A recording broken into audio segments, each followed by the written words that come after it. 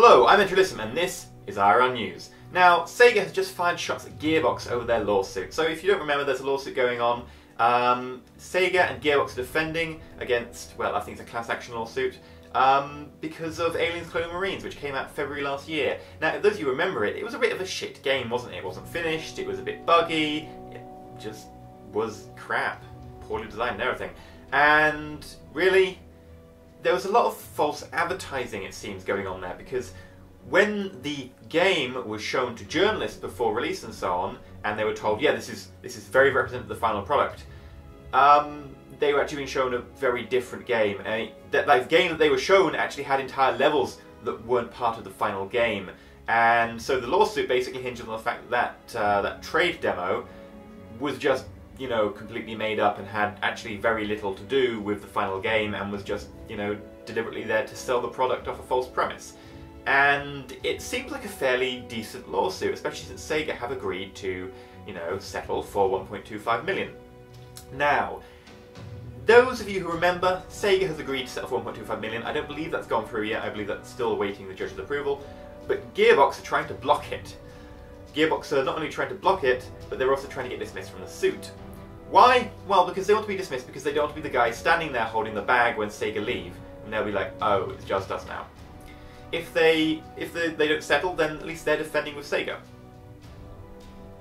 And they don't really want to be there. Their premise for being dismissed is that they were contractors just hired by Sega to do the work. They had nothing to do with the marketing. So, you know, they may have built this demo or whatever, but they didn't say, oh, it's the final product, and they didn't say, you know, that it's going to look like this, and they didn't intend it to be used like that, is their argument.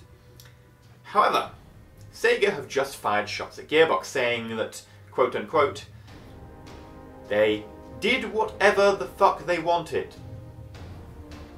Particularly that was in reference to Randy Pitchford, the CEO of Gearbox. Yes, it appears that, according to Sega at least, they were basically doing whatever the hell they wanted, and they, you know, talked a lot at trade shows about the game where they weren't really meant to be saying things, and they misrepresented a few things, and the idea to represent the trade demo as a finished product almost was entirely their idea. Well, for a start, this sort of kind of sinks their ability to get out of the lawsuit if there is even the allegation of this currently going on.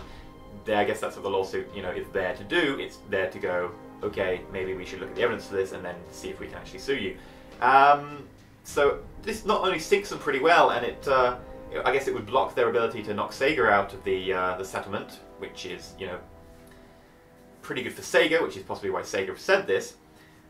But it's also pretty good for us as consumers to know really who's holding the bag in the situation, and to know, you know, was it Sega? I mean, we love to like hate on publishers because they're the middlemen, but you know, sometimes developers can be equally as shit. And in this instance, it looks like, well, at least according to Sega, that Gearbox were doing half the work. This, if it's true, of course, and you know, if it goes through, would pretty much block Gearbox from being able to get out of the suit with scot-free, and might just allow Sega to settle and walk off, and then leave Gearbox standing there going, oh. Which I'm all up for, because for a start, Aliens Colonial Marines was goddamn awful. It was a deliberate way to get gamers' money away from their pockets for an entirely broken, unfinished, and shitty game. I'm totally up for them getting screwed over because they deliberately misrepresented a product to people. And it looks like they're going to. We'll still need a proper lawsuit to, you know, get at whether it's Gearbox's fault, but currently it doesn't look like Gearbox want to settle. Sega are paying out, probably good for them, if just to get rid of the bad PR, but we'll see about Gearbox. Anyway, I've been EnterElysium, this has been IRL News, and we've been talking about Sega and Gearbox fighting each other to see who can leave the lawsuit first. Stay shiny.